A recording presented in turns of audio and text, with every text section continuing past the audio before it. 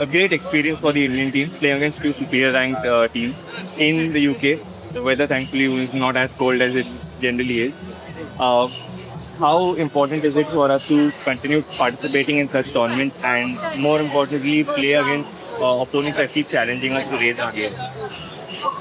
So I think we have got through quality matches.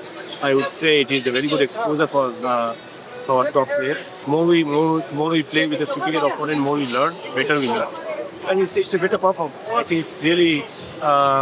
I'm sure I've spoken with all the players yesterday in Accra for the Valley State, and they are happy to have get this opportunity over here. Indian diaspora in the UK is the largest international diaspora in this country. India has come here to play football after 24 years. Uh, there's a lot more, there's a lot of sort of heart and emotion attached to the Indian football team, which has players who here turn up and people who show up despite everything else. I wanted to just ask from you where is the Indian football conversation heading when it comes to OCI players?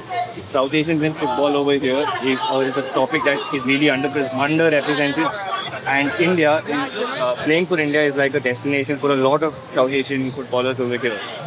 If you could just tell us, in what direction are we headed when it comes to the OCI policy? Day before yesterday, we had a interaction with the Indian diaspora in London, in the Indian High Commission. I'm told there are nearly, or more or less, 2 million Indians lives in England, and Indian national football team requires support from Indian diaspora for promotion and development of football, not only in India but also in England. And we have many things to learn from England, and we have to take it in a sporting way. With regard to CIPIO players, we have, we means All India Football Federation has been speaking with the concerned department of the government of India.